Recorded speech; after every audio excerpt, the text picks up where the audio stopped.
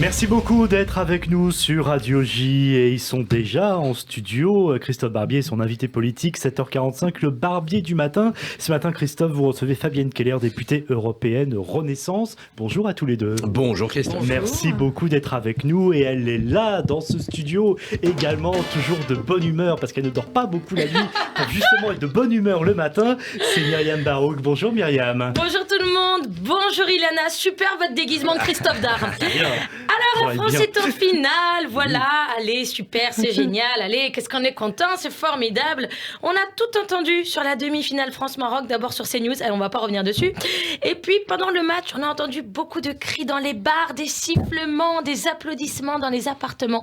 Eh bien, vous savez ce que j'ai entendu, moi, pendant le match France-Maroc ? Rien du tout, parce que j'habite à la campagne.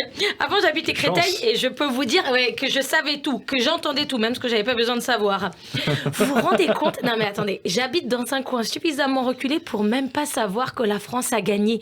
Aucun bruit, ni pendant, ni après. Qu'est-ce que j'aime mon village et ses 3000 habitants, dont 412 hérissons. Et alors, j'ai quand même regardé la fin du match avec mon mari. À un moment, j'ai encouragé les Marocains, tu sais, ça me faisait un peu de peine. J'étais là. Comme si j'étais votre mari. Mais parce que oui, voilà, c'est mon trouble en vidéo bref. sur radioj.fr. Voilà, évidemment, il ne faut pas seulement nous écouter. Oui.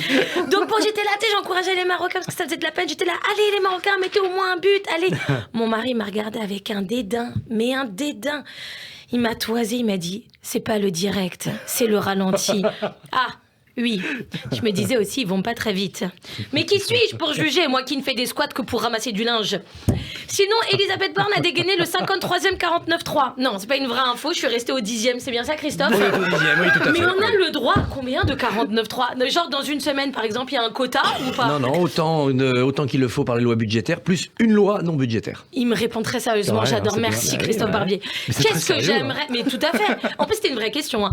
Mais qu'est-ce que j'aimerais mettre des 49.3 à ma famille de temps en temps, moi ? Stop, il n'y a plus de discussion possible, vous rangez votre chambre, et il n'y aura rien en échange, c'est comme ça et c'est tout, vous faites ce que je dis, je veux plus entendre un mot. Je crois Elisabeth, elle doit péter un plomb le soir chez elle. Il y aura du brocoli tous les lundis, voilà, c'est comme ça. Je pense que c'est le mieux comme régime de santé, donc vous m'obéissez. Le 102e 49, le 102e 49, c'est dur à dire tous ces C'est ça chiffres. quand on dort pas la nuit. Hein. Eh ben, c'est ça. Le 102e 49.3, vous verrez, ce sera pour l'obligation de vider le lave-vaisselle dès qu'il est propre. Elle va se mélanger à un moment donné. Le 103e 49.3, c'est mon préféré celui-là, ce sera pour que les enfants envoient un SMS à leurs parents pour dire qu'ils sont bien arrivés.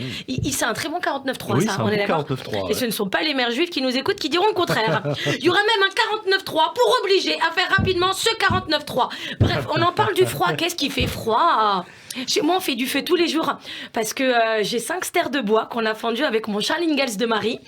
J'aurais pas pu faire ça dans mon ancien appart au 12e étage à Créteil. Hein. En plus, et oui, il n'y a pas de forêt limitrophe à Créteil-Soleil, tu sais. Alors après, c'est vrai que dans mon village, il n'y a pas de ratatouille ou d'hypercachère, mais on a des animaux. Mon Charles Ingalls de Marie peut les cachériser en leur tranchant la gorge. Elle devient morbide cette chronique, Myriam.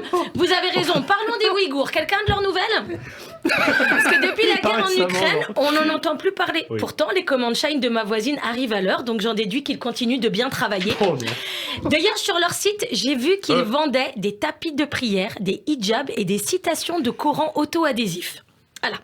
Donc je pense aux pauvres Ouïghours qui fabriquent ça. Je rappelle, eux-mêmes condamnés dans des camps à qui on a dit « vous n'avez pas le droit d'être musulman ».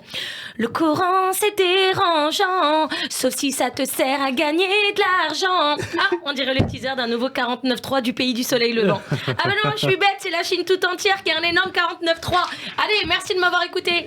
Merci beaucoup, mais j'ai pas pu vous empêcher de chanter. Ça, vous n'avez pas chanté Billet de Shabbat. Ah, c'est pour ça.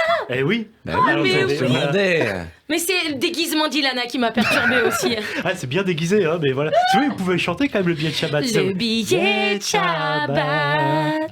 Voilà, et tout rentre dans l'ordre. Merci beaucoup, Myriam Barouk, pour ce billet hebdomadaire que vous pouvez bien sûr retrouver sur radioj.fr en podcast et en vidéo. Est-ce que vous avez des dates de spectacle peut-être oui, à nous communiquer, à nous donner Merci. en cette période de fin d'année, puisque les vacances démarrent là d'ailleurs. Tout à fait. Alors moi, je joue mon spectacle au point virgule, une fois par mois, et puis en tournée dans toute la France, donc lien lien sur les réseaux sociaux, Myriam Barouk. Est-ce que vous avez la prochaine date au point virgule, Oui, peut-être?